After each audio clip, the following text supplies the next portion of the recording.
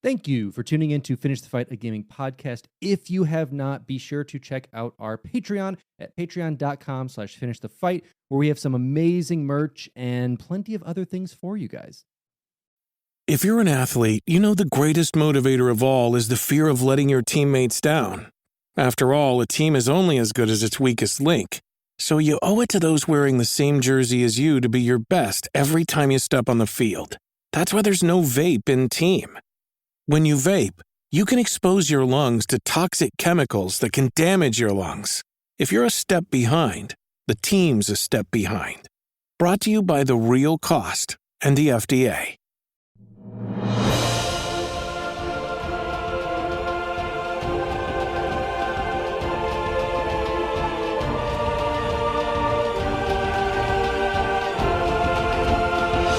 Welcome back to Finish the Fight, a gaming podcast, where we produce and develop the highest quality gaming research in podcast form. I am your host, Alex Kendall. And I'm your host, Derek Baker. And today, we're going to be talking about hell and all of the beautiful spawn that have come through it in the form of all the characters in Diablo. Diablo, what a game. Diablo, we're going to talk about the first Diablo today, but Diablo 2, such a massive, massive undertaking. I think within the Diablo series, there's some things that have been criticized greatly later on in this series, in 3 and 4, but some really, really classic games in those first two for sure. Yeah, Diablo 2 especially was the game. I mean, most of the 2s, at least as far as Blizzard's concerned, are basically the gold standard for most of what they have, but we're going to be talking about the first one, the start of it all, in Diablo. So Diablo is an action role-playing video game developed by Blizzard North and released by Blizzard Entertainment in January 1997, and is the first installment in the video game series of the same name. Set in the fictional kingdom of Khandaras in the mortal realm, the player controls a lone hero battling to rid the world of Diablo, the Lord of Terror. Beneath the town of Tristram, the player journeys through 16 randomly generated dungeon levels, ultimately entering Hell in order to face Diablo. An expansion pack, Diablo Hellfire, was released in November 1997 by Synergistic Software. In 1998, EA released Diablo for the PlayStation. This version, developed by Climax Studios, featured direct control of the main character's direction using the PlayStation controller as opposed to point-and-click movement. A Sega Saturn version was considered by Electronic Arts, but never released. Diablo's been considered one of the greatest games of all times for its randomized assignment of quests and enemies on each playthrough, online multiplayer, and graphics. The game's success led to 2 and now 3 sequels of Diablo 2 in 2000, Diablo 3 in 2012, and Diablo 4 in 2023. And also in 2022, a mobile device-oriented version, Diablo Immortal, aka You All Have Phones, Don't You?, was released. So of course we mentioned Blizzard, and Blizzard Entertainment was founded by Michael Morhaime, Alan Adam, and Frank Pierce as Silicon and Synapse in February 1991, after all three had earned their bachelor's degrees from the University of California, Los Angeles the year prior. The name Silicon and Synapse was a high concept from the three founders, with Silicon representing the building block of a computer, while Synapse the building block of the brain. The initial logo was created by Stu Rose. To fund the company, each of them contributed about $10,000, Morhaime borrowing the sum interest-free from his grandmother. During the first 2 years, the company focused on creating game ports for other studios. Ports include titles such as J.R.R. Tolkien's The Lord of the Rings Volume 1 and Battle Chess 2, Chinese Chess. In 1993, the company developed games such as Rock and Roll Racing and The Lost Vikings, which was published by Interplay Productions. Around 1993, co-founder Adam told the other executives that he did not like the name Silicon and Synapse anymore, as people outside the company were confusing the meaning of silicon, the chemical element used in microchips, with silicone, the materials used in breast implants. By the end of 1993, Adam changed the name to Chaos Studios, reflecting on the haphazardness of their development processes. In early 1994, they were acquired by distributor Davidson and Associates for $6.75 million, or about 12.3 million in today's standards. Shortly after this point, they were contacted by a Florida company, Chaos Technologies, who wanted the company to pay 100,000 US dollars to keep the name. Not wanting to pay the sum, the executives decided to change the studio's name to Ogre Studios by April 1994. However, Davidson and Associates did not like this name and forced the company to change it. According to Morhaime, Adam began running through a dictionary from the start, writing down any word that seemed interesting and passing it to the legal department to see if it had any complications. One of the first words they found to be interesting and cleared the legal check was Blizzard, leading them to change their name to Blizzard Entertainment by May of 1994. Shortly thereafter, Blizzard Entertainment shipped their breakthrough hit, Warcraft: Orcs and Humans, a real-time strategy game in a high fantasy setting. Blizzard Entertainment has changed hands several times since then. Davidson was acquired along with Sierra Online by a company called CUC International in 1996. CUC then merged with a hotel, real estate, and car rental franchisor called HFS Corporation to form Sendent in 1997. In 1998, it became apparent that CUC had engaged in accounting fraud for years before the merger. Sendent's stock lost 80% of its value over the next 6 months in the ensuing widely discussed accounting scandal. The company sold its consumer software operations, Sierra Online, which included Blizzard, to French publisher Havas in 1998, the same year Havas was purchased by Vivendi. Blizzard, at this point numbering about 200 employees, became part of the Vivendi Games group of Vivendi. In 1996, Blizzard Entertainment acquired Condor Games of San Mateo, California, which had been working on the action role-playing game Diablo for Blizzard at the time. Condor was renamed Blizzard North, with Blizzard's main headquarters in Irvine renamed to Blizzard South to distinguish the two. Diablo was released at the very start of 1997 alongside Battle.net, a matchmaking service for the game. Now, when it came to developing Diablo, the game itself was conceived by David Brevik during the development of the fighting game Justice League Task Force in 1995, which was developed by Japanese studio Sunsoft with 2 American studios, Condor Games, later known as Blizzard North, on the Sega Genesis version, and Silicon and Synapse on the SNES version, which, by the end of Justice League Task Force development, had renamed themselves Blizzard Entertainment. Brevik's concept was a personal computer game based heavily on the roguelike genre that featured turn-based gameplay, but he wanted to improve how quickly the player would be able to get into the game compared to typical role-playing games. Brevik was inspired by NHL 94 and similar sports games to make it so that players only had to select a predetermined class and would be able to jump into the game with minimal interactions. Brevik also wanted these classes to be combinations of typical character classes so that players would not be overly restricted in what type of attacks or equipment they could use. A further departure from the roguelike approach was to make the loot system from Feld monsters more expansive.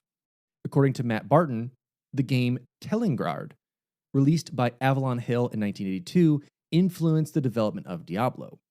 Barton and Bill Laguidis also cite the Legend of Zelda series, as does I think every developer ever, as an influence on Diablo, particularly its move towards real-time action, away from the stat-heavy, turn-based gameplay of earlier computer RPGs.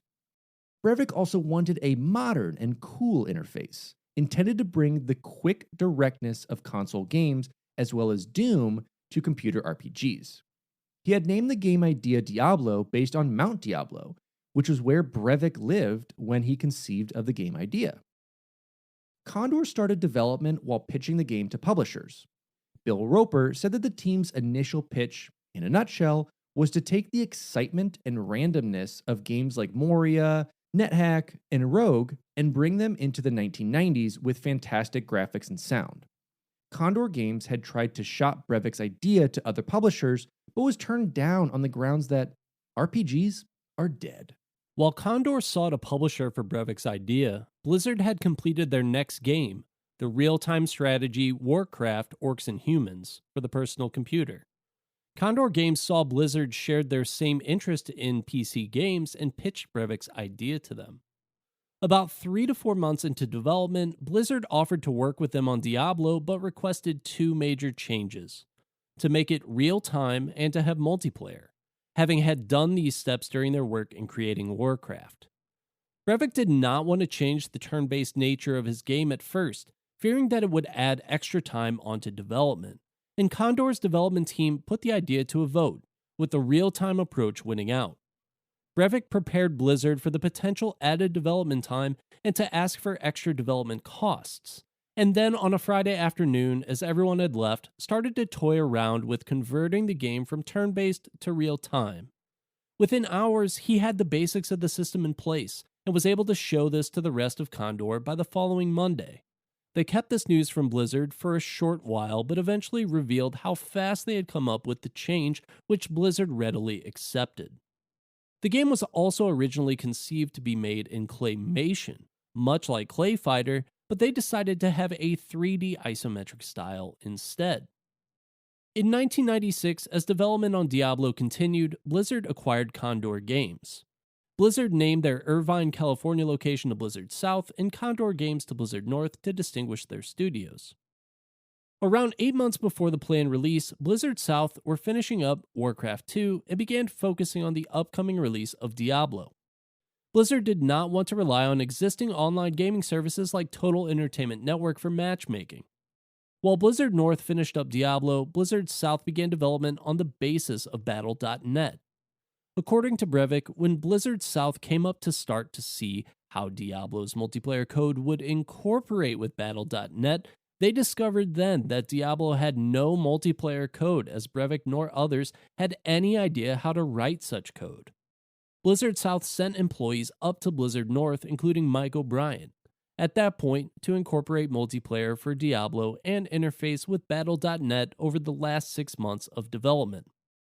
Brevik revealed in 2018 that he initially hated the ending because it was the cinematic department's idea and he had no input on it whatsoever. It was too late to change anything and Brevik was very upset about it, but as time went on, he learned to appreciate the ending. Now, as we know, Diablo is an action role-playing video game. The player moves and interacts with the environment primarily by way of a mouse. Other actions, such as casting a spell, are performed in response to keyboard inputs. The player can acquire items, learn spells, defeat enemies, and interact with NPCs throughout the game. The dungeon levels are procedurally generated, with themes for each level. For instance, the catacombs tend to have long corridors and closed rooms, while the caves are more non-linear. The players are assigned a random number of quests from several tiers. These quests are optional, but usually offer powerful unique items as rewards and help to level up the character and or reveal more of the backstory. The final 2 quests are mandatory in order to finish the game. Diablo has 3 character classes: the warrior, the rogue, and the sorcerer. Each class has a different level of assigned attributes along with a unique skill. Each class is capable of using almost all of the same items and spells, in contrast to later titles in the Diablo series, which have class-specific items and spells and skills. However, the limitations in the attributes for each class reward play that utilizes them efficiently. For instance, the warrior's low maximum level of magic prevents him from learning the higher levels of powerful spells like the sorcerer. Instead, the warrior is best suited to melee with a faster weapon swing plus a critical strike for bonus damage. And let's break down these classes. There's warrior, the most physically able of the 3. The warrior is a close quarters fighter and can generally take the most physical damage. The warrior's primary character attribute is strength. The warrior starts with a skill to repair objects in his possession at the cost of overall durability. There's the rogue, a master of ranged weapons, and while not as strong as the warrior, the rogue is very effective at attacking enemies from a distance with the bow. A jack-of-all-trades class, the rogue has higher magic than the warrior, so they can better make use of spells, while also fares better in melee than a sorcerer. The rogue's primary character attribute is dexterity, and the rogue's unique starting skill is the ability to disarm traps. Then there's the sorcerer, a spellcaster being the most physically weak of the 3 classes, but can learn the most spells at the highest levels. The sorcerer's primary character attribute is magic, and the sorcerer's unique starting skill is the ability to recharge spell staves at the cost of lowering the maximum number of spell charges that the staff can hold. In the expansion set, Diablo Hellfire, the monk was added, and the monk is proficient at melee combat with the staff. Two other classes, the bard and barbarian, were unfinished, but remain hidden characters in Diablo Hellfire and could be enabled using a hack. Using the in-game sprites of the rogue and warrior, respectively, the bard is capable of dual-wielding weapons, while the barbarian was a two-handed axe specialist. And now, one of the most notable things in the Diablo franchise is the item drops. We see these in a lot of other games that have rarities from, white to blue to purple to orange, along those things. And this is where we start to see a lot of that come into play. White colored items are normal items. Blue colored items are magic items, and gold colored items are unique items. Any items that are not white in color must be identified to make use of their magical effects, although characters can use unidentified items as they would the base item.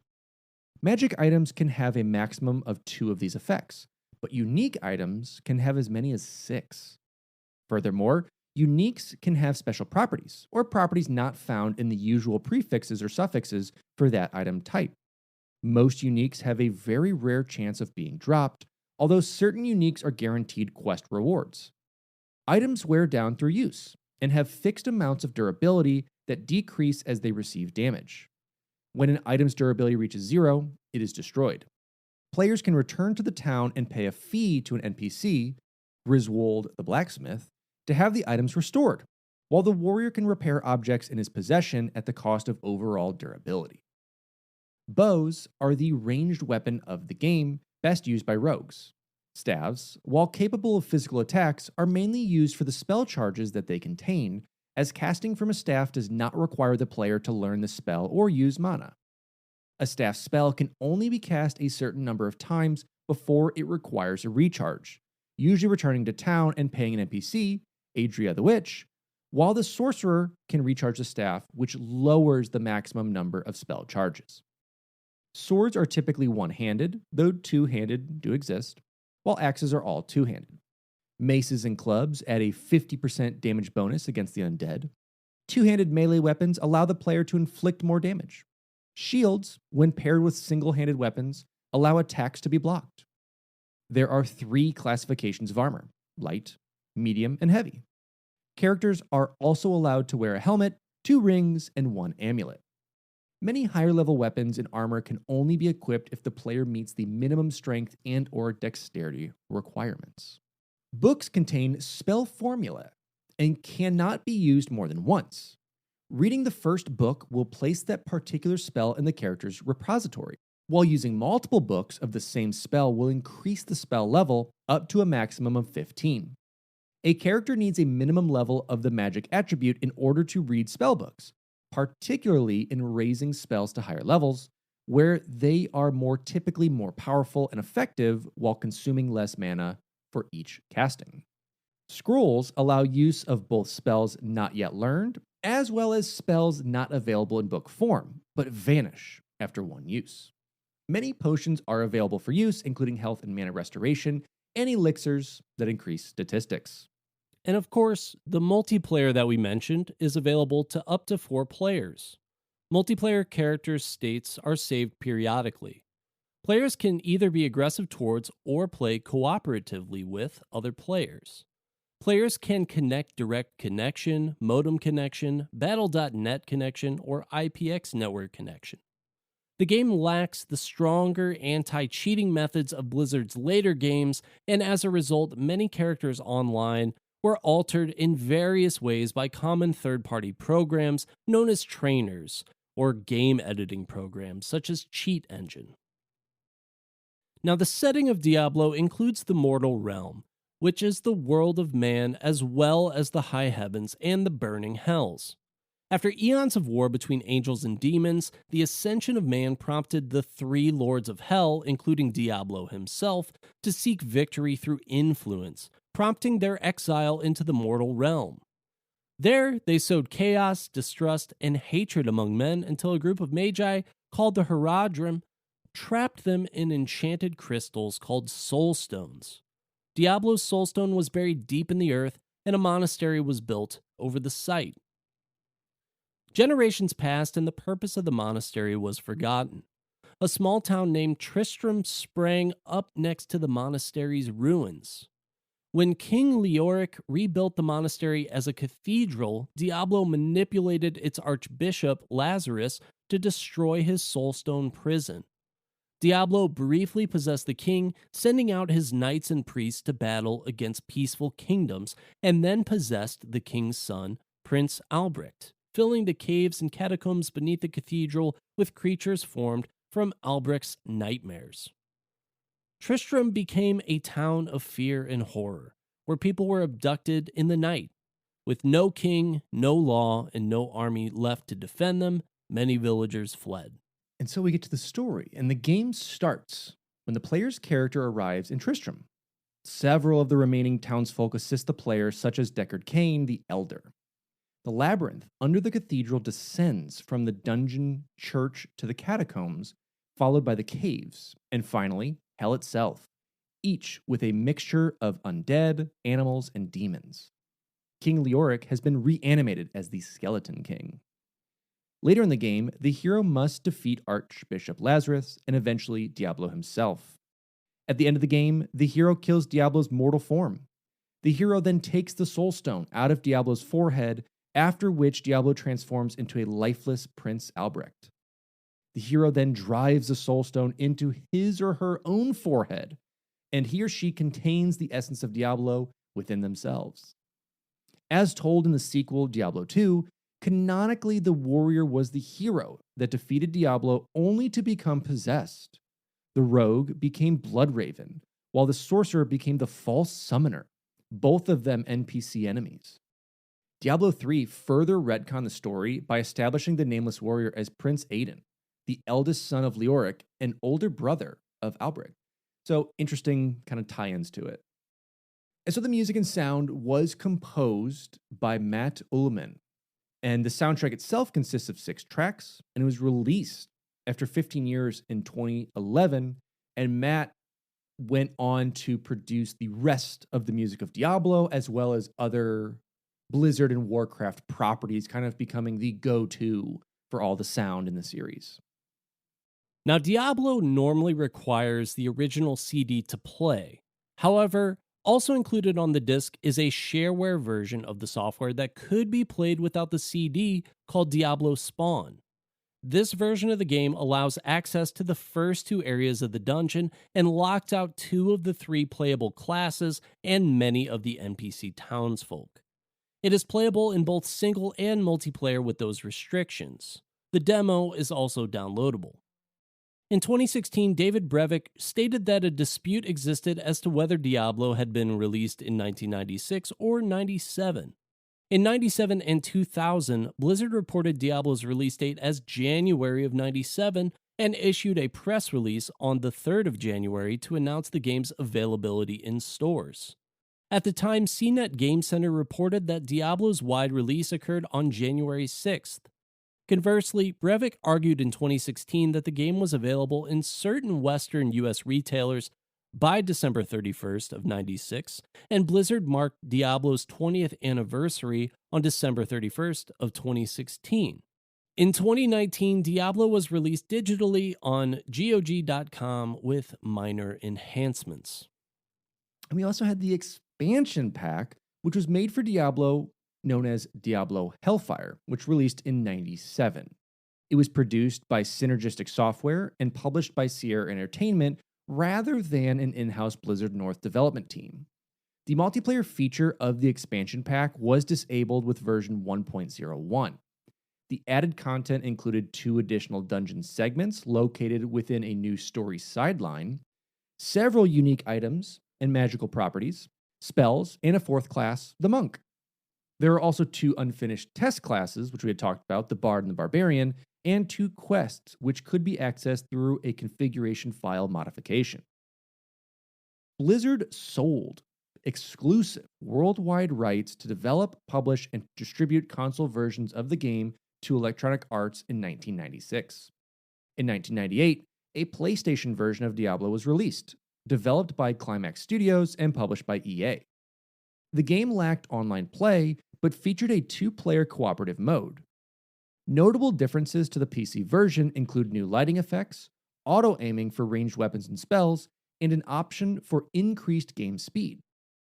Despite the original PC game being based around mouse control, it does not support the PlayStation mouse. It features an option to learn the story through a narrator without having to find the books in the game.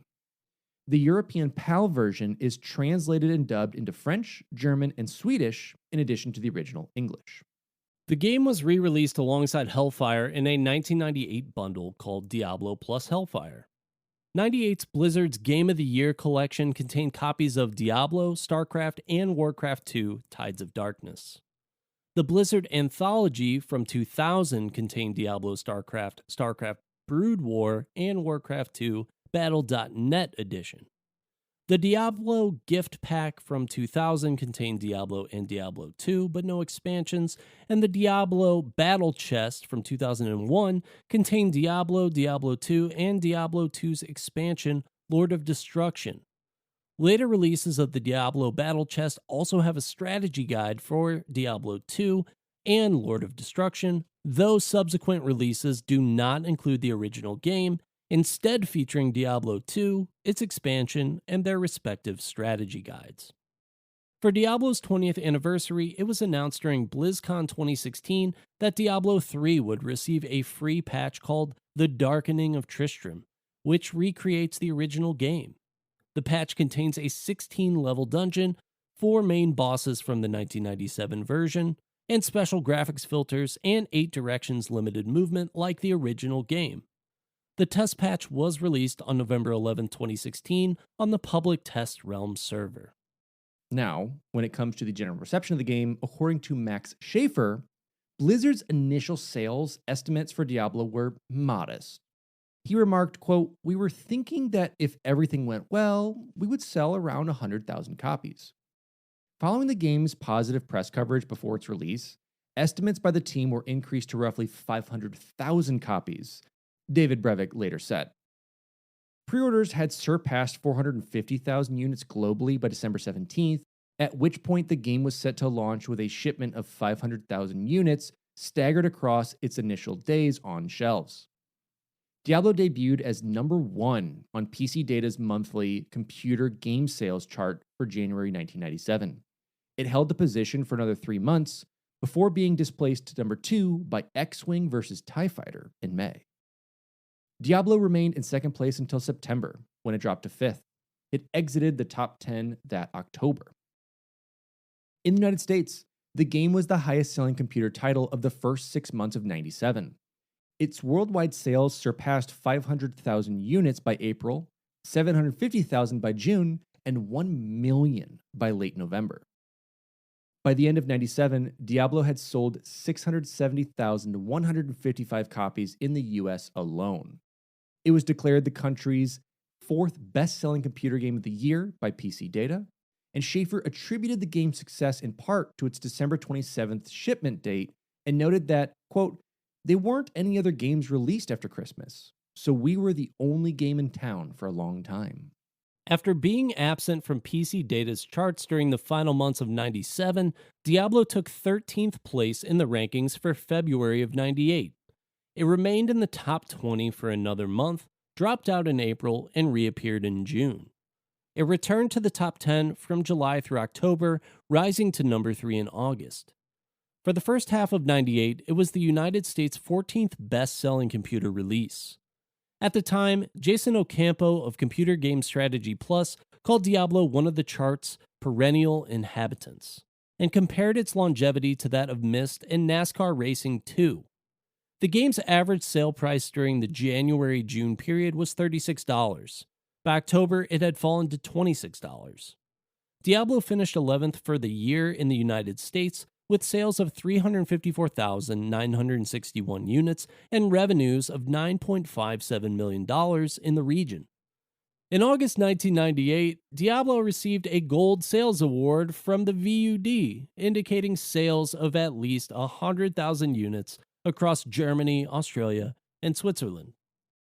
Diablo's global sales reached almost 2 million units by September 1998. 1 year later, its sales in the United States alone had grown to 1.17 million copies, which made it the country's seventh highest computer game seller since January of 1993. This number rose to 1.3 million copies by March of 2000. Remarking upon these sales, GameSpot's writer, Deslock, hailed Diablo as an undisputed commercial blockbuster. The game returned in 2000 to PC Data's annual top 20 for the United States with 260,020 copies sold. Worldwide, Diablo broke 2 million sales by mid-2000 and reached 2.3 million by January of the next year. Ultimately, the game sold over 2.5 million units by mid-2001. According to GameSpot Japan, the game was a big hit among Japanese players. Now, Diablo's received critical acclaim, as we've been talking, with an average rating of 94 out of 100 on Metacritic. Most praised the game's addictive gameplay, randomly generated dungeons, superior graphics, moody musical score, and great variety of possible magic items, enemies, levels, and quests. This last aspect was noted by GameSpot editor Trent Ward in his review, quote, "Similarly, although a set number of monsters is included, only a few will be seen during each full game. This means that players going back for their second or third shot at the game will very likely fight opponents they haven't seen before. Talk about replay value." Reviewers commonly cited the online multiplayer aspect as one of the strongest points of the game, with it being described as greatly extending its replay value. Columnist Bernard Yee commented that compared to contemporary online multiplayer games such as Quake, Diablo gives newcomers a much better chance of enjoying themselves, as they can either cooperate with other players or build their characters so that they can hold their own against hostile players. Computer Games Magazine's Cindy Yan said that weapons, armor, and items are so numerous that you're always acquiring something new to try, not to mention the game's multiplayer universe. She went on to say that for anyone who enjoys a good multiplayer dungeon crawl, Diablo can't be beat. Jan's finished a review with, "Despite the rather pale storyline, watered-down quests, and a fair amount of necessary repetition, Diablo is a must for anyone interested in just plain fun." And Ward stated, "Diablo is the best game to come out in the past year, and you should own a copy. Period." Macworld's Michael Gowan wrote, "The only downside to this role-playing game is that the adventure ends too soon." Steve Klett's review for PC Games, which was reprinted in sister magazine GamePro, commented that Diablo's definitely not your typical dungeon hackfest. In fact, its closest rivals are games like Gauntlet and Loaded on the PlayStation, but they really don't compare. A next-generation critic similarly remarked that Diablo is more of a modern incarnation of Gauntlet than an RPG, but with enough changes and improvements to make it a completely new experience, and one of the best titles so far this year. Next Generation reviewed the PlayStation version of the game, rating it 4 stars out of 5, and stated that if you were addicted to the PC version, you can experience it all over again on PlayStation. And if you haven't played Diablo at all, check this one out. In 1998, PC Gamer declared it the 42nd best computer game ever released, and the editors called it a nearly flawless gaming experience. Akira Nishitani ranked it number 1 on his personal list of the greatest games of all time in 1997. In 2005, GameSpot chose Diablo as one of the greatest games of all time.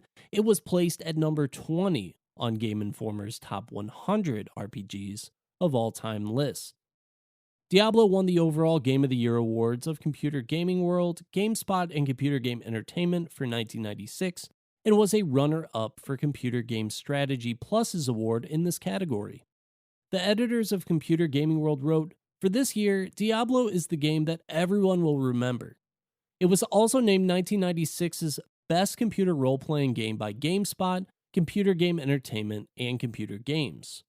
While it was nominated for Computer Gaming World's Role-Playing Game of the Year award, the publication gave the honor to The Elder Scrolls II: Daggerfall, which is a worthy opponent, I think. Oh, I would absolutely The say, Elder like, Scrolls. yeah, especially when you jump into the RPG eras of that time. I mean, it's huge. And so, with all of this info into our hell-battling heroes and fighting Diablo himself, Derek, let the people know, why did we choose Diablo and what do we think of it? Hey, it's Kaylee Cuoco for Priceline. Ready to go to your happy place for a happy price? Well, why didn't you say so? Just download the Priceline app right now and save up to 60% on hotels. So whether it's Cousin Kevin's Kazoo Concert in Kansas City, go Kevin, or Becky's Bachelorette Bash in Bermuda, you never have to miss a trip ever again. So download the Priceline app today. Your savings are waiting. Go to your happy place for a happy price. Go to your happy price, Priceline. You know, it's a great launching off point. I think that this game is just another one of those games that does a great job of creating a series of games. And having that good baseline is so important.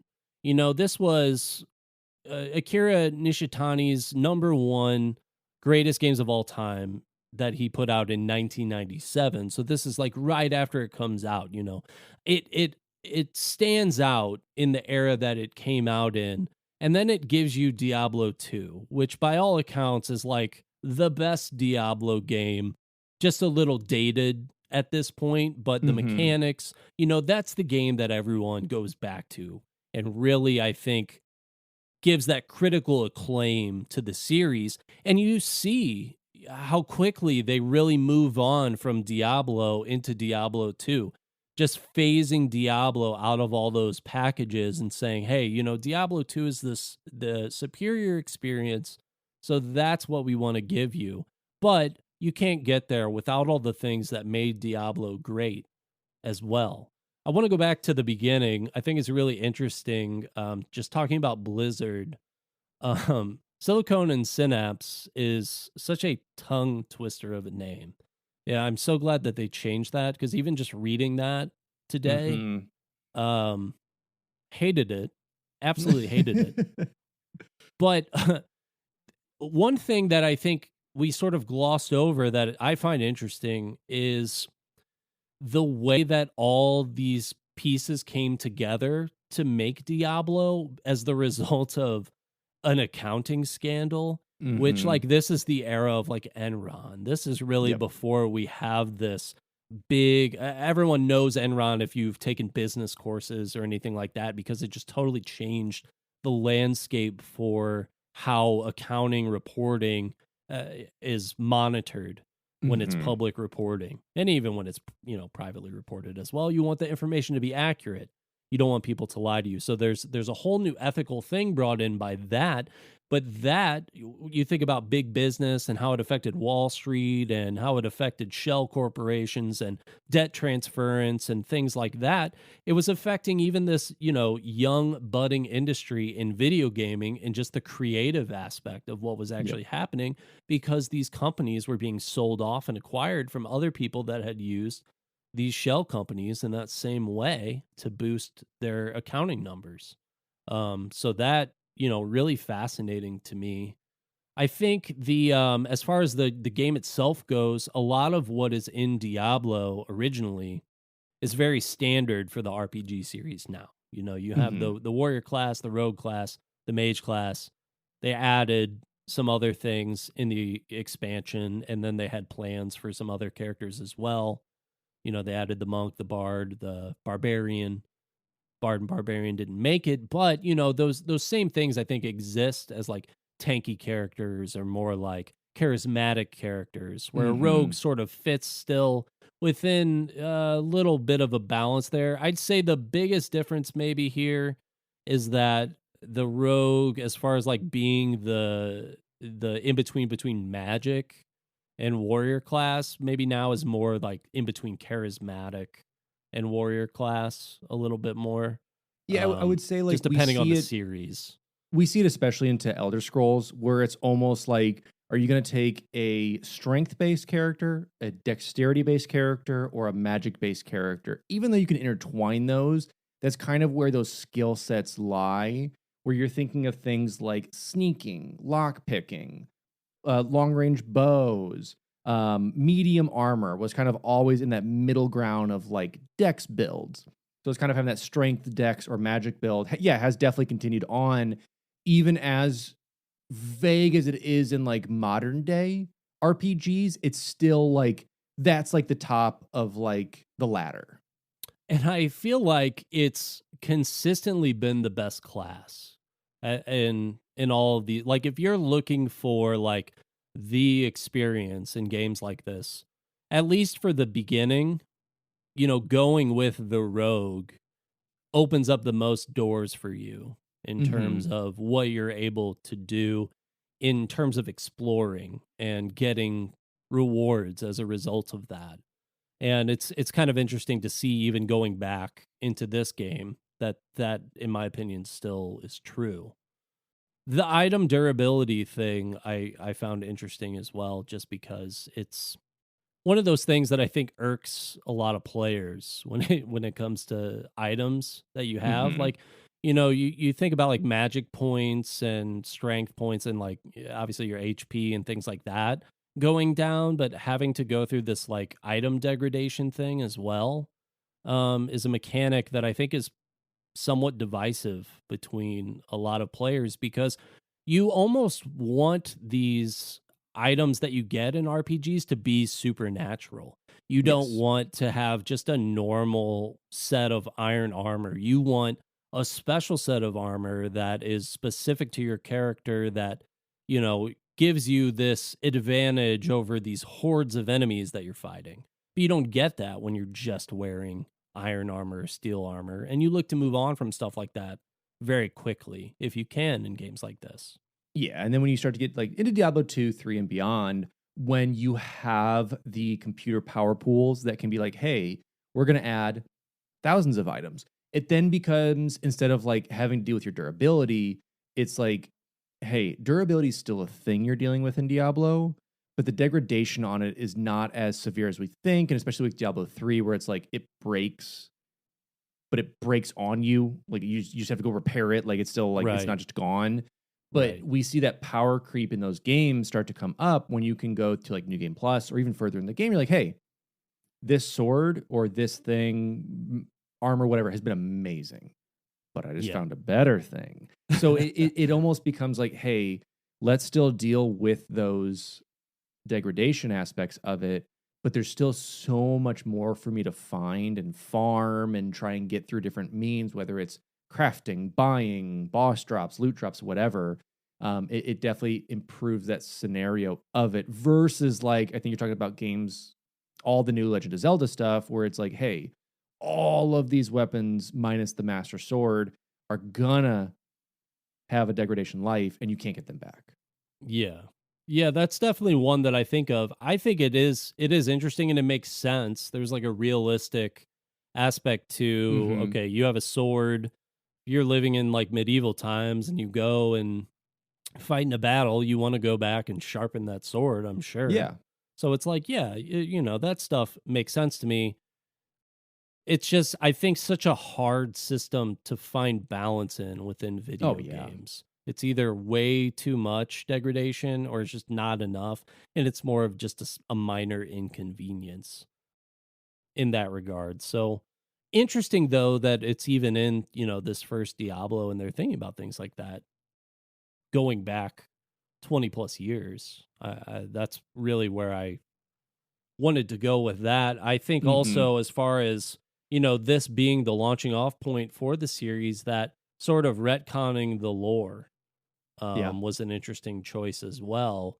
And I think that's emblematic of modern video game writing, where it's not just you have a warrior and that's good enough, and you sort of create the story in your own mind and Mhm. create that person's background in your own mind. They want to give you things, and they want to, I think, have those ties so that, one, you have a reason to keep playing the series because the story isn't done being told, but also it gives you, I think, more of an emotional connection to these characters if you aren't the type of person that has that, I think, that ability or even just that desire to come up with these own backgrounds from your own Sure. imagination. Yeah, no, I think it's a great jumping off point with that, where it's like they talked about, hey, we don't want to have this 3-hour long session of building a character. What's the face look like? What are the stat builds? What are we going to try and do to have their background? It's like, hey, it's very much, because if we're thinking of this as like D&D 1, so first edition of Dungeons and Dragons, it's like, hey, give me a warrior. I want to go dungeon crawl. I don't care who they are. Give me faceless warrior number 2, and then we'll have this be what they do. And we see that change later into Diablo 2, not in the sense of like the create a character aspect of it, but they then adopt second edition Dungeons and Dragons. We see a lot more of the classes from it. We see a lot more of the combat elements that have changed since the first one. And then when we get to Diablo 3, it's almost like a shift from like D&D 3.5 to 4 into a little bit of 5, but more 3.5, allowing a little bit more customization. So they kind of followed along with that when it comes to the dungeon crawl thing. And you're right. Whenever you want to just jump into maybe an RPG that's not necessarily crazy story heavy, but you're like, I love exploring, I love battling monsters, and I love cool shiny things. This really fits that bill and did it really well, like really disrupting the market of these really, really heavy RPGs like Fallout, like Elder Scrolls, that were having so much of this story built into it, whereas this was much more of that like RPG light.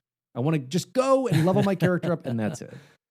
And I find that point really interesting because this era of gaming, you would think, okay, we want to draw inspiration from other games within our genre. But they're looking at, NHL. They're looking at other sports games because there aren't that many established series that are really doing things great. They're still building up these series and these franchises, at this time period. So to look at a sports game and say, I want something more like this and how that team operates, and I want it to be in this fantasy setting. Like, let's look at some really outside the box things. I think that that's really, really cool. And it's also interesting to think about where this game's competing in terms of sales. It's up there, right, and going in and out of the charts. And you might see it next to a NASCAR racing game. It's like, when's the last time that you really saw like NASCAR on the charts as far as video games go? Like, that's not a high priority. They have those games available if you like NASCAR, you like racing games, more like team racing games like that, sports style racing games, like they exist. But I think it's way more niche now, whereas we were so much more starved for video game content back then, where now it's like, how will I ever find the time? Back then it's like, there are 5 games that are worth playing. Let's get them because they're well made. And Diablo was one of the best, right there alongside NASCAR, apparently. Exactly. So yeah, it's that jumping into the time of how do you disrupt something to make it interesting. And early Blizzard really did with Warcraft, later into StarCraft, with Diablo. I mean, so many of these games were like, hey, what if we take an established genre idea, but we make it unique enough or interesting enough that we can really hone it in and make it our own. And that's what Blizzard did. It's what Blizzard did for 20 years from that point on, and is still doing to this day. I mean, there's plenty of arguments back and forth on different practices and different games they have now and being the king of microtransactions. But at the time, these were definitely those establishing games that truly did establish Blizzard in and of itself as a top contender. And it makes me sad a little bit because when you read about this era, I know that we can never really go back to it because it's the Wild West of video gaming. And there's so much importance stressed on the user experience. Like a lot of games that are like, hey, I just want this game on as many computers as possible. I don't care about the amount of money, the bottom line. Like, let the suits worry about that. I'm going to be just a game designer and love my job. Whereas now the suits are saying, hey, you got to work 80 hours this week because we need to put this game out by this time. Otherwise, it's not going to be financially viable for us anymore. And there's not that, I think, that magical Renaissance style period for video gaming anymore. Very microtransaction heavy, very like service style gaming heavy. And that makes me sad because looking back on the way that this series started, obviously such a different tone, I think, to that process. Well, and the shift that we do see as we're recording this, Baldur's Gate 3, so similar in the realms of Diablo, has just released. And their whole thing is, hey, there's no microtransactions. You pay your $60. We'll have some DLC, and they already do, for some bonus content. But it's like, if you want just the game itself, you can play start to finish, 100 some odd hours for $60. And, there's a lot of leadership in different companies, because this was by Larian. Larian's an Irish studio. They did like Divinity Original Sin and Original Sin 2, and very similar to what Baldur's Gate is. And there's big wigs coming out and being like, it won't sell. It's an anomaly. It's just weird. No other games can do this. And Larian even kind of fed into that when they did a beta test for the game, and they're like, if this is all the beta numbers we get, like, we'll do fine. We'll break even. And, it's come out. They've broken the Steam charts for concurrent players. They're exploding. I mean, Reddit's all about it. There's memes everywhere. Like, even like YouTube videos I have popping up of quote unquote non-gamers are like, honestly, I got into it because it sucked me in. And so you can still see some of that today. And we're starting to get that hashtag gamers rise up type stuff of like fighting back with your wallet of like, I don't want a battle pass every month. I don't want to pay you $10 to have the opportunity to earn rewards. I'm giving you $10 so that I can like grind your game to earn my $10 back, basically. Right. And so people don't want that. They want these things where like, hey, if you add some DLC cosmetics or even microtransaction cosmetics, like, hey, it's $2 for this.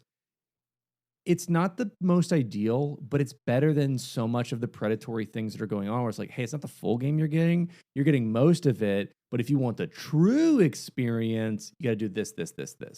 There's definitely nothing that I dislike more than having to feel like a video game has to be my job in order for me to be able to compete in it.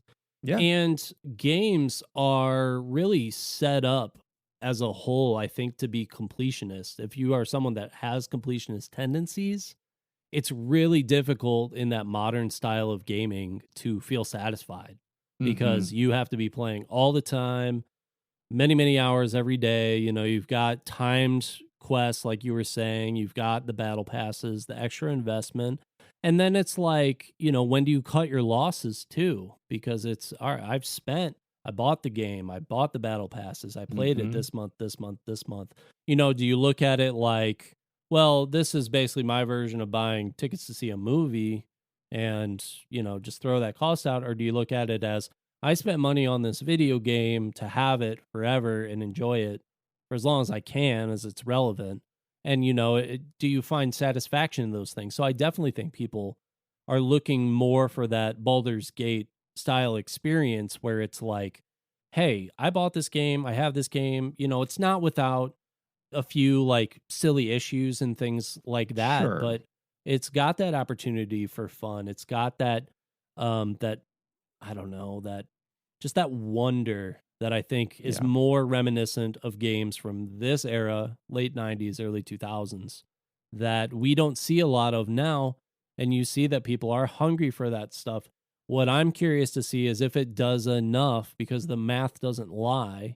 Sure, people might love it, most concurrent gamers, but if that bottom line doesn't end up beating out those microtransaction games, they're just going to keep making the microtransaction games.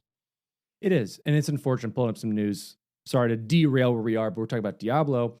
When you're looking at Diablo, the original, and even into 2, and even into most of 3, 3 opened the marketplace, but you could play the whole game without these microtransactions or seasons, which were later added in. Sure. Diablo 4 now runs off of seasons and battle passes and other stuff. Yep. Article released a day ago from recording. Diablo 4 has dropped off faster than Overwatch 2 and World of Warcraft Dragonflight, which is really bad to hear for a brand new game in 2023 that I know I was extremely looking forward to. Most Diablo fans and most RPG fans were like, they love Diablo 3 or worship Diablo 2, fell in love with Diablo 3, even if it wasn't the same thing. And then with 4, it's just kind of like, it's the facade of a game over a payment system. Yep. And it's an unfortunate reality of the industry where it sits right now, but all we can do is, play games like Baldur's Gate and hope that games that have existed for a long time and were successful go back to what they were successful for. But just got to see where them dollars fall. Exactly. So, bringing it back for our Diablo itself, Derek, what would you give Diablo as a rating? I think it's like an 8 out of 10. I do think this game is fun, but it made so many improvements, going into Diablo 2 that I think Diablo 2 is more the 10 out of 10 game. Like I said, I've summed up everything that I really love about it, and it's more about the establishment of this franchise and what they were willing to do to make that happen. And I think that it has an interesting story that probably gets glossed over a little bit just with the sheer happenstance that needed to occur for this game to actually be made the way that it was. Absolutely agree with that. I think Diablo, again, shifted the dynamic of doing this real-time, actual play, active play versus this kind of turn-based strategy. And I think that was a very big shift into these RPG realms of being super story-heavy, combat maybe taking not a backseat, but like a side-by-side, a shotgun seat with story, whereas this like threw it into the driver's seat.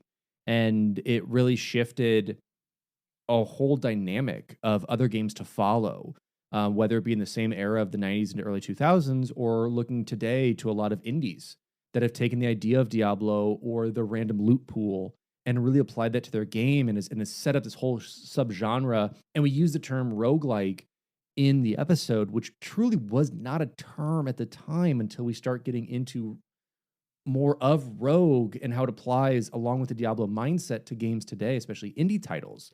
And so it is really cool to see, especially Rogue and the games of this time, establish this core concept of a gaming era is really cool.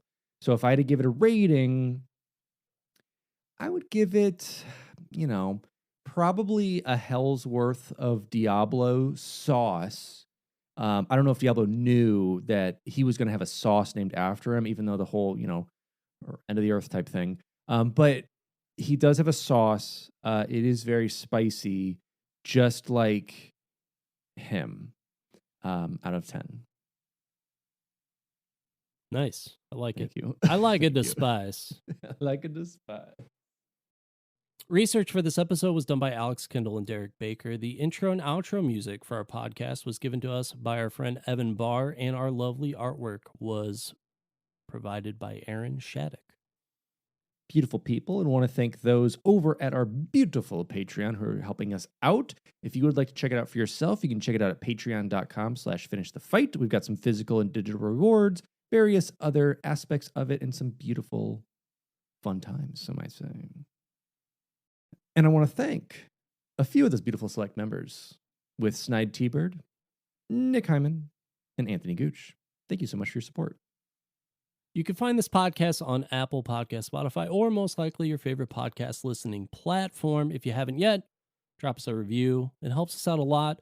We love to hear from you. We also love to hear from you in the Q&As that exist on Spotify in every episode. There's also some polls from time to time.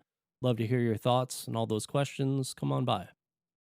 And as always, you can check us out on Twitch. You can see me at twitch.tv/sourman70. That is twitch.tv/sourman70, as well as Derek over at twitch.tv/thebakerman247. That is twitch.tv/thebakerman247. You can follow this podcast on Instagram and Twitter. We're also on Discord. It's free to join, and the link is in the description for the episode below. We would love to see you there. And with that, this has been our coverage of Diablo. Are there any other big RPG-esque games you want us to cover? Is there anything that rivals what Diablo was able to create? Maybe Baldur's Gate 3? Let us know in our socials, on Spotify answers, and whatnot. But with that, as always, I am your host, Alex Kendall. And I am your host, new sleep-deprived dad. And this has been Finish the Fight, a gaming podcast.